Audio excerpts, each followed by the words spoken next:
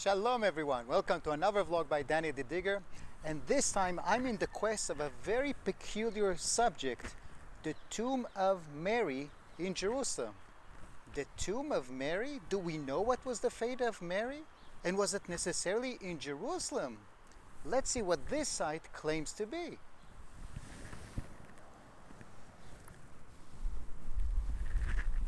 So, first of all, let's analyze this architecturally and later archaeologically.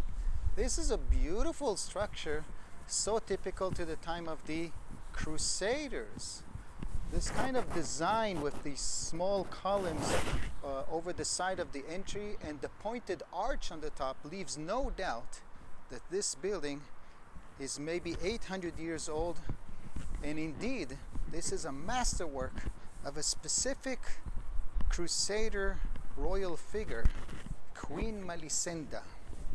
Queen Melisenda is an interesting figure that got the throne of the Latin kingdom of Jerusalem in the 12th century after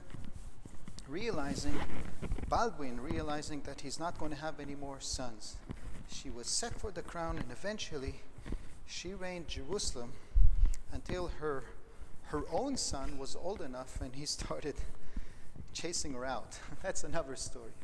But during her reign, she turned out to be a big builder for sites that relate to Christianity, and especially to women figures that relate to Christianity. And above all, of course, is Mary. First of all, what do we know about the fate of Mary from the New Testament? Well, I hate to say it, it doesn't say a word. The New Testament does not care to tell us what was the fate of Mary, and we have traditions. The traditions claim that she fell asleep, and her sleep was so sound, they thought she was dead, but she wasn't. And Jesus then takes her up to the heaven. Good morning. Now here's the question. Where did that happen? There is one tradition that says it happened on Mount Zion, and yet this site is said, yes, she may have fallen asleep on Mount Zion, but she looked so dead that they buried her, and then Jesus raised her up from that tomb and took her up to the heavens. And this is the topic that is presented here on top. Let me change camera. Here you can see Mary in her falling asleep, koimosis as it's called in Greek, and above, Jesus is holding her. A person holding a child, but it's Jesus holding his mother as he takes her up to the heavens.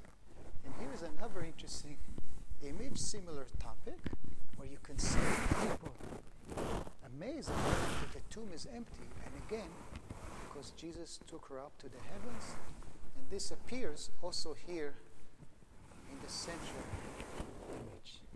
But where is that site? Tradition places it since the time of the Crusaders. Some say maybe even earlier, right over here. Of course, if this was an ordinary day, there would be so many pilgrims here, it wouldn't be possible really to film. But the site is frankly empty. Okay, pandemic has different consequences. One of them is leaving me out of work for nearly 2 years now. On the other hand, the sites are open, yet empty, and one can film with almost no issues. In fact, even the monks that usually do not cooperate with my attempts to film are happy because someone is coming to visit and someone is recording the site, presenting it to the world. Now, this angle is quite interesting because it shows the alleged tomb. It's really just natural bedrock when you look at it. And beneath it, one can see, again, I'll switch to the better camera, one can see like a slab of decorated stone, which is marble. It's not local, and it's clearly Crusader design. But here's the interesting thing. What is this? And people, this is a niche, but it's not facing east like in a church. It is facing south. Yes, This is an indication that this site also was turned into a mosque at some point of time, but then it was purchased again by the Christians, and it's now back in Christian hands. Interestingly enough, the Christian hands that hold it today are not Catholic. It was built by the Crusaders, which were all Catholic, but today it has a very interesting and unique custody of both Greeks and Armenians. And here you can see the wall presenting in Greek letters different Greek figures, saints, and disciples. Yet if you tilt the camera to the opposite side, you have the same figures, but the writing now is in Armenian. And actually there's a very specific understanding here between the Armenians and the Greeks, that they alternate every day with who's maintaining the place. Also the processions and the daily prayers are conducted by a very specific protocol that they have agreed upon. Now the whole thing is within an underground crypt. Here I'm zooming out again to show you just how big and ancient it is, and it's all a cruciform shape.